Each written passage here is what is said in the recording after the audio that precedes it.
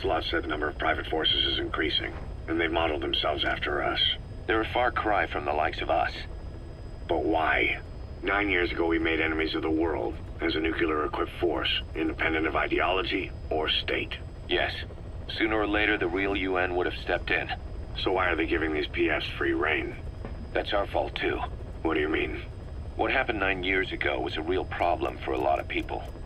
An organization as big as ours, with our facilities, was wiped off the map. Not an easy thing to hide. But if our existence came to light, so would the names of our clients. We had contracts all over, east and west, from superpowers to banana republics, the lot. Our clients denied all association with the likes of us. They had to make sure things didn't blow up on them. But at the same time, they missed us. They really missed us. The demand for armies for hire was as strong as ever. The international community turned a blind eye to what happened to us, despite still needing people who could do our jobs. History couldn't afford to lose us. As soon as we were gone, they needed a replacement. So private forces spread everywhere. And they're all just a phone call away. But still. I know. PFs are totally different from what we envisioned. Nation-states, revolutionaries, terrorists. They have a lot of clients, and Cypher is one of them. Cypher stays anonymous, but I know their work when I see it. In the eyes of those clients, the world's PFs are all just expendable pawns.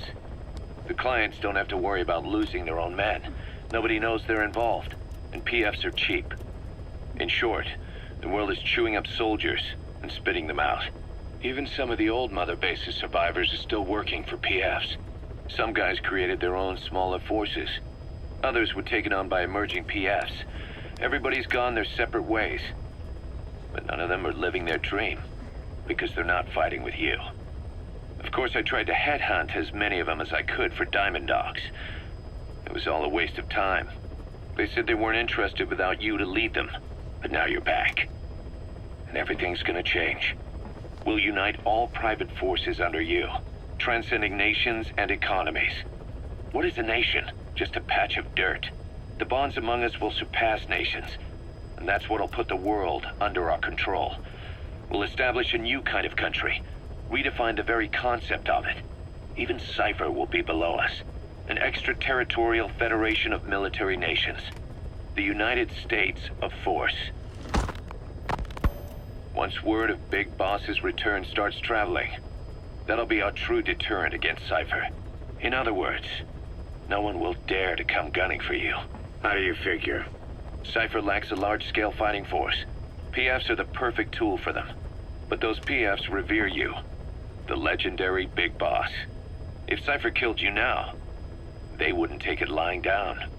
Maybe they'd even go looking for revenge, but they definitely wouldn't keep doing Cypher's dirty work, even if it put their lives at stake.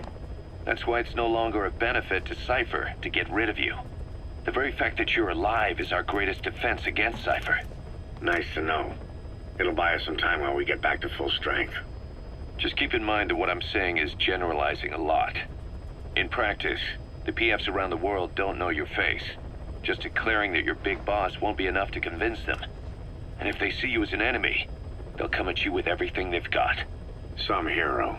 That's why you need to bring them back to Mother Base. Show them on your terms that you really are the one and only Big Boss.